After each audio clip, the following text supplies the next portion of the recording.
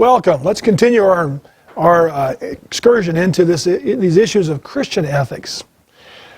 I like my students to do something. I'd like you to take a piece of paper and number it 1, 2, 3. And do this individually. Here's the question I want you to answer. Name 3 things that under no condition are morally acceptable. Name 3 things that under no condition are morally acceptable. Now, once you've done that, I encourage you to do this. I want to stop the DVD for a second. Now I want you to number your paper 1, 2, 3 beneath that. And now the question will be, why? For number 1, why do you consider it to be morally wrong? Number 2, why? Number 3, why? As you finish this, come on back to the DVD. Now, what I've discovered with this short survey, I call it the 3 things exercise, is that I've had no students who were incapable of writing down at least one thing that was under no conditions morally acceptable. Not one student has come up blank on this. I always do this first thing in an ethics class, the very first thing they do. I don't want them to be able to answer according to what they think I want them to say. Now, I've got a stack of research on this. I'm going to publish it someday. It's pretty neat. What do you think are some of the things that people would put down on a survey like this? I can tell you a couple. That's why I wanted you to do this first, so you're not hearing the answers. And there's not like any one correct answer here. But oftentimes, one of the things that comes up is child abuse. Under no circumstances is that morally acceptable. Also see animal abuse coming up. Many students they can't imagine. Why would it be right? Philosophers use one of the examples for this just in order to help kind of activate a moral awareness, torturing babies for fun. That's an awful thing. Nobody would really do that. But under no circumstances would that be morally acceptable. Now, a lot of people also write down adultery. Others will write down lying. Some will write down murder. The important thing to see here is that nobody seems to be totally blank. Otherwise, we can all determine something that we know ought not to be violated. I'm going to draw your attention to something called the objective moral standards. You've probably heard that term prior to this with regards to the natural law, but I actually I hand my students a list of things that throughout history people have seen that these are objective moral standards. Now, we have a politically correct position in the West of moral relativism. Nobody has the right to tell you what's right or wrong. What's morally right for one person may not be right for another, they say. But societies throughout the centuries have survived and at times thrived by paying attention to basic moral standards. And these standards have been viewed for most of history as objective. That is, they're out there and they can be observed and known and learned and practiced, whether you have great agreement or not. They're not a matter of how you feel about them. These standards are not dependent for their legitimacy upon subjective approval. Now here's a listing. It's an incomplete listing of some of those basic objective moral standards. First of all, there's one called beneficence. B-E-N-E-F-I-C-E-N-C-E. Beneficence. Do good. Act in ways that promote the welfare of other people. Now, when you hear these, if you say, well, yeah, duh, of course, good, that's the point, that's the idea. They seem to be very intuitively powerful. The second one, non-maleficence, or negative beneficence. Now, if the first one was do good, the second one will be refrain from evil.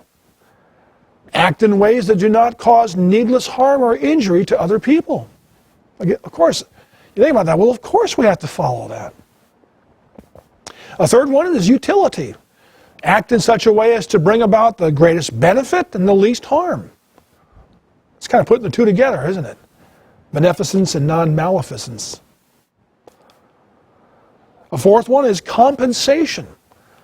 See to it that people receive that to which they are entitled.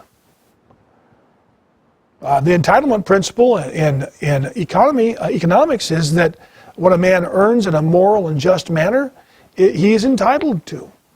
And all that he earns that way, he's entitled to. Certainly you feel you're entitled to your paycheck. In a very clear way, you don't have to say thank you for your paycheck. You've worked for it. We do it out of gratitude and a good attitude towards God, but technically, you've earned it. You're entitled to it. Reciprocity is one that comes up quite often as an objective moral standard. Now, reciprocal is how you can basically want to see the same thing on both sides. So the Golden Rule is an example of reciprocity. Do unto others as you would have them do unto you.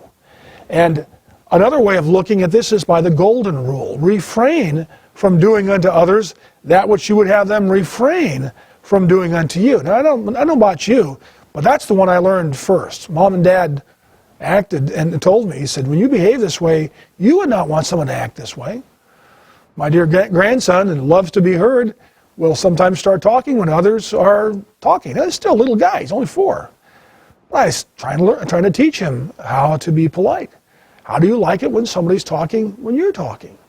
That's reciprocity. It's very basic. Seems like it's just undeniable, doesn't it?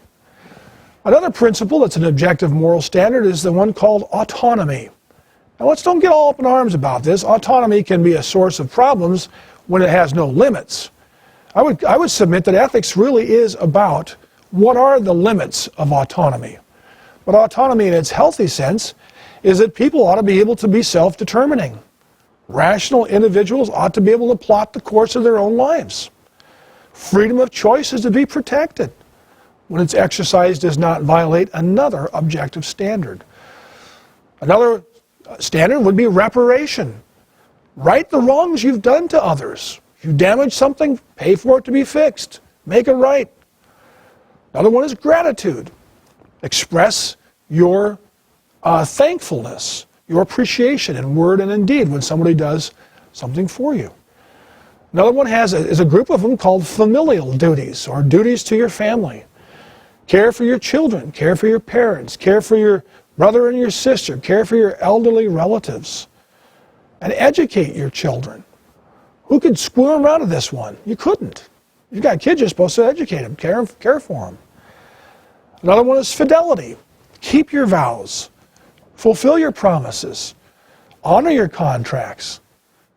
In relationships, do not commit adultery. Then we have one called chastity. Cultures all over history have recognized that if you don't restrain the sexual behaviors, it will cause the downfall of the society. Abstain from sexual impurity is what chastity is all about. Sex without consent, sex before marriage, sex with, well, you fill in the blanks here, but relatives, sex with a person of the same sex, sex with animals, sex with dead bodies, awful things that need to be forbidden. Chastity, stay pure. The sanctity of life is another objective moral standard. Don't kill innocent people. Do not withhold basic survival needs such as food, water, clothing, shelter from those who need them. And care for your sick and your wounded, and treat dead human bodies with respect. These are all the sanctity of life, aren't they? Now, it's sad when a squirrel gets run over, but typically we've not engaged in staging a funeral or calling out the coroner to investigate the cause of death. When a human being meets a similar fate, there should be, and always is in a civilized culture, quite a bit of investigation and ceremony because of the sanctity of human life. Now, that doesn't mean we need to treat animals with no respect. We treat dead bodies with respect. We honor and preserve the memory of the dead. We do not practice cannibalism. It all has to do with the sanctity of human life. Treat equals equally. If we're on a par, we treat one another with mutual respect. Treat unequals unequally. This is basically one that I do upwards. For my boss, I do not treat him as my equal. I recognize he deserves to be addressed by the title of his choice, and I pay closer attention to what he says I must do than perhaps others that are not in a superior position over me. And so this idea of treating unequals unequally is basic. I will recognize their height of status. I will respect the office in which they occupy. And of course that would mean also that those in positions of authority have a responsibility to those who look up to them, who follow their orders. And that responsibility is not symmetrical. Those subordinates do not have to provide for the needs of the superiors, of the bosses. The bosses need to make sure that the needs of those under their charge are being met. Tell the truth, another objective moral standard. Obey just laws. Now, there's basis for civil disobedience and disobeying unjust laws, but obey just laws is the basis of a rule of law. Culture that has order will obey just laws. Now, you may be able to think of some others. Perhaps there are some other things. One of the ways to determine what objective moral standards are is to think of an example in your life of each of these standards put into practice.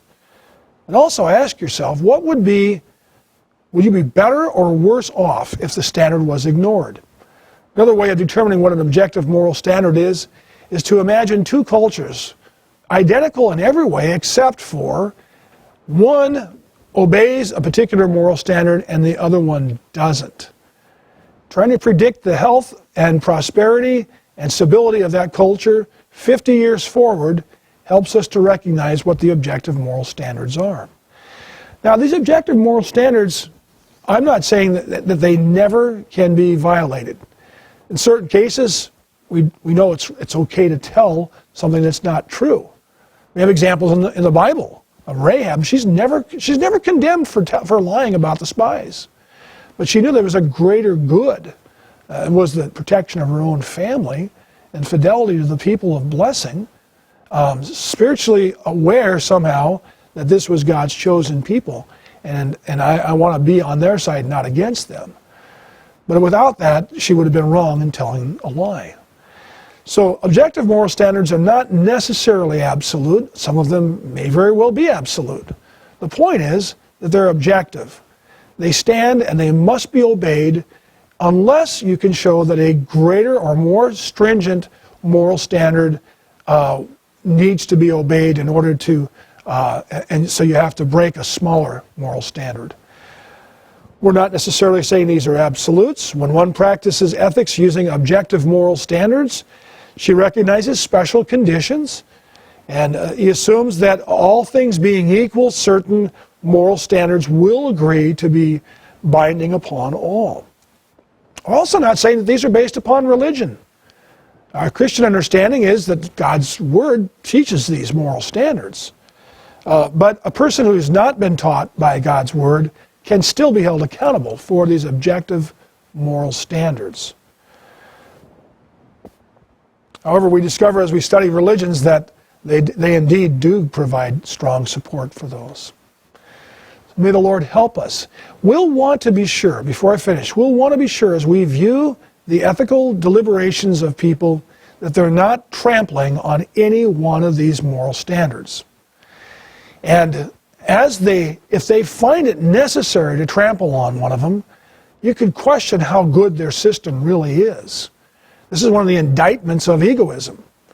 Well, why should I tell the truth if it doesn't result in me getting what I want? That could also be something a statement made by a utilitarian. Hey, if it results in greater good for the greater number of people, why tell the truth?